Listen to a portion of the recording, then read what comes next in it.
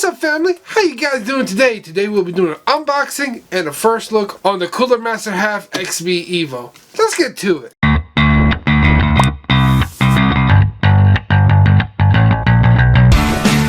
So the reason why I got this case is I'm doing a little project later on. What I'm doing is, and of course I'm going to show a video later on it, is converting old PC hardware into a server. And what I like about this is the form factor. It's nice and small and you can just hide it anywhere. And the number of hard drives it can hold. So let's get to unboxing. There's a lot of tape on this big boy.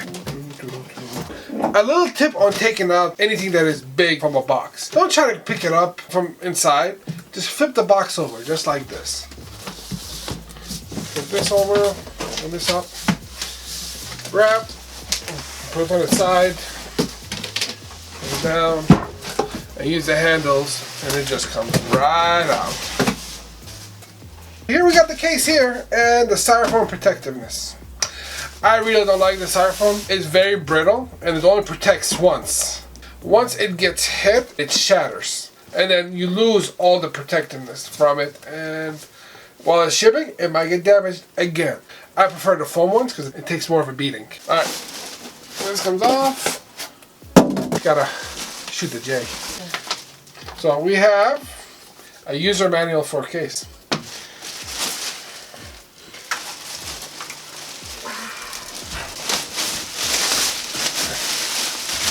And of course, guys, you know about these. You gotta take them out. So the manual comes in a multitude of languages, and inside the manual it shows you how to configure the case in any way that you deem pleased. So there are two XBs. This is the EVO. This is the second model. Some of the differences between the XB and the XB EVO is the number of 2.5 inch and 3.5 inch drive bays. Basically, those are what contains your hard drives. We go from 6 2.5 inch drives to 4, and from 2 3.5 inch drives to 4. This allows you to use more higher capacity drives. Another difference is the fans that come pre-installed. It has the upgraded extra flow fans. And also what's great about this is modularity. Stay tuned so I can show you. So let's look at the specs of the case. The case is steel, very heavy. It's about 18 pounds.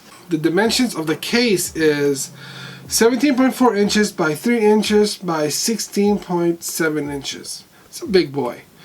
And what's good about this case, it supports full-size ATX motherboards. So you can build almost any kind of system in here. We have 2 2.5 inch drives, 4 3.5 inch drives, 4 2.5 inch drives. We have 2 USB 3.0s, audio in and out, 7 PCIe expansion slots, a top 200mm fan, a rear 120mm fan, and 2 rear 80mm fans. These 3 fans are optional.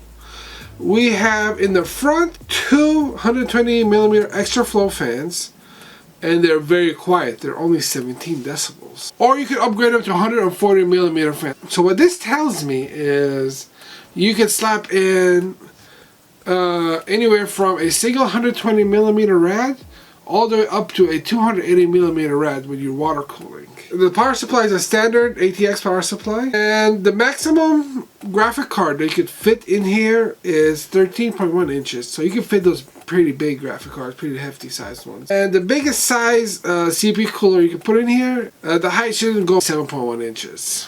In part of the case, you have the power button, reset button, activity light, headphone and microphone jacks, 2 USB 3.0s, 2 2.5 inch drives, and 2 hard drive hot swappable drives, which basically opens up, comes out, slap in your hard drive, put it back in. It's pretty difficult to do with your left hand, and close it. One of the reasons why I picked this case is because of the 2 hot swaps, and I could add 2 more. So that allows up to 4 more hard drives that I could put in to this server. And we have here is the big mesh where the 2 fans are located. What's good about this case is just ventilation everywhere. It allows air to come in and out easily. On the sides, we have a handle, which makes it easy to transport. So you can build this into a LAN, and you can carry this computer with you to your gaming tournaments, to your house LAN parties, visit some friends, play some games, have fun. And we have ventilation here, and same thing on the other side is basically a mirror.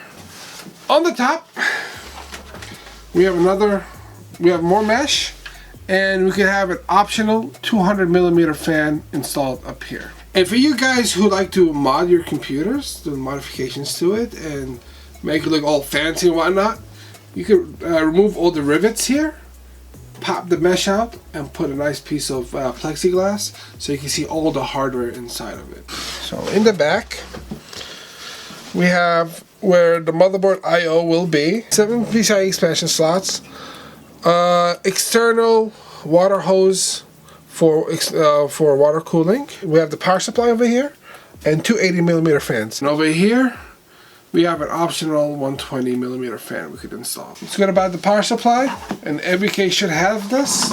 If not, don't waste your money on it, in my opinion. A removable dust filter. The layout of the motherboard is a little bit different than other cases. Typically, other cases, the motherboard is standing upright. Here, it is lying down, which makes this an excellent test bench if you're changing out hardware all the time. Now let's look inside the case. Let's remove it. Everything here is supposed to be thumb screws. These are tied on really tightly. The whole point of thumb screws is thumb screws. You can remove them by hand. Alright, let's loosen these up a little bit. Let's take all these guys off.